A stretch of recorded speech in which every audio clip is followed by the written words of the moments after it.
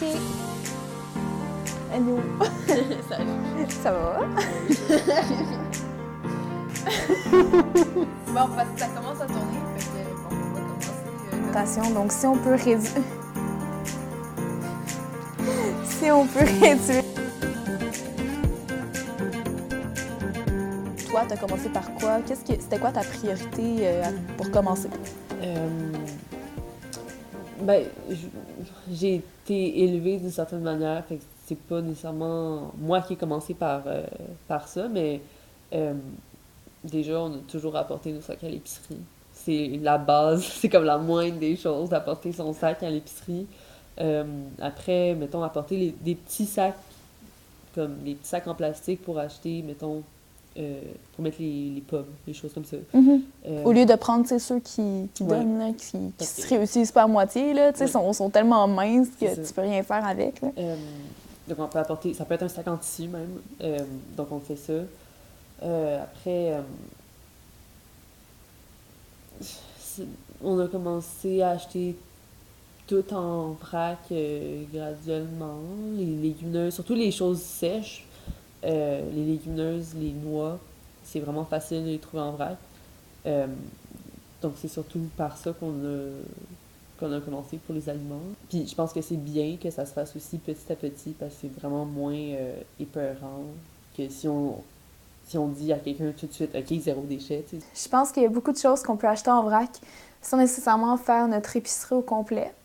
Parce que moi, j'ai remarqué que les 2 qui sont près de chez moi, c'est quand même à 15 minutes à pied. Donc, il faut avoir le temps de se rendre, de revenir.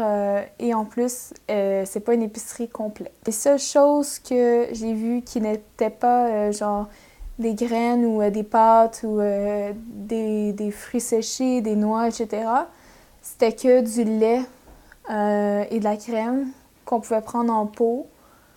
Puis ça, c'est pas... Tu sais, la crème était déjà sold out, là. La viande, je sais pas. Euh, Par contre, le tofu, il y en a à Vrac et Bocaux, l'épicerie. Ils nous coupent un morceau de la taille qu'on veut. Sinon, les boulangeries, en général, si tu donnes un sac, ils sont assez coopérants. C'est comme... Ils s'arrangent avec ça. C'est comme, OK, oui. Près de chez nous, Fruiterie Myland. Ouais. Je pense que ça a même été nommé la meilleure fruiterie à Montréal, ou quelque chose comme ça. Ben, ils ont des choses emballées, mais ils ont des choses en vrac aussi. J'ai jamais eu comme de problème avec des choses trop emballées là-bas, vraiment. Bah, il y a des initiatives que je prends déjà, en fait, moi-même dans ma vie de tous les jours. Ouais. Voilà. Euh, Généralement, ça se résume pas mal à acheter en gros euh, et puis se servir de récipients à la maison. Après, malheureusement, aller directement dans des épiceries sans emballage, en vrac, un truc comme ça peut être compliqué, dépendamment de où tu habites. Vrac et Bocaux, sur la rue Saint-Zotique, au croisement de Christophe Colomb. Puis après ça, je suis allée à Loco, L-O-C-O, qui est à côté du métro Jory. Donc c'est vraiment, tu sors du métro Jory, il est en face au coin Berry puis Jory. Mon expérience a été vraiment différente que la boutique en vrac à côté de chez moi, donc celle sur Masson et 2e Avenue. Pour vrai, j'ai vraiment été épatée, mais déçue sur certaines choses. Il y a beaucoup plus de choses fraîches. Donc, il y a des légumes, des fruits. J'ai vu du tofu en vrac, des tempeh, puis même des saucisses emballées soit dans du carton, soit avec un genre d'emballage biodégradable. Ça dépend vraiment de qu'est-ce qu'il y a en ce moment dans la boutique.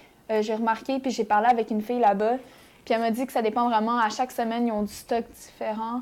Des fois, il y en a qui partent plus vite que d'autres. Donc, il faut vraiment s'adapter, je crois, dans ces genres de boutiques-là, à ce qu'ils nous offrent. Ce qui peut quand même être un désavantage en soi.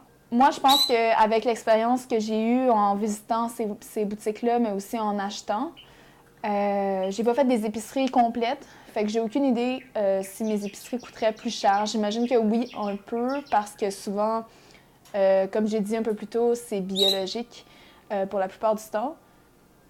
Mais sinon, on peut économiser sur autre chose. Donc, au final, je pense que ça reviendra à peu près à la même chose. Ouais, le vrac, ça incite à cuisiner, à beaucoup moins consommer de produits qui, eux, sont hyper emballés.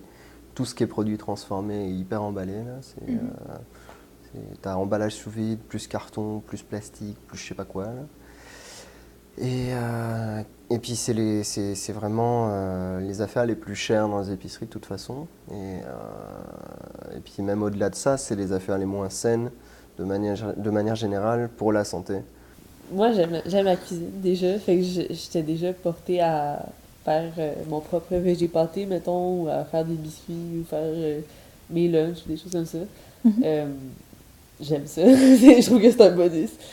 Je trouve que les déchets devraient surtout être réduits à la base. Comme, du sens que il devrait y avoir moins de déchets de plastique. C'est comme, on devrait d'abord réduire avant de penser à comment trier. Là. Souvent, on dit réduire, recycler, réutiliser, mais on oublie réduire. Il faut réduire avant de recycler. Il y a des études qui sont faites justement pour essayer de s'inspirer de la nature à ce niveau-là. C'est un modèle, c'est un modèle naturel, là, pour le coup,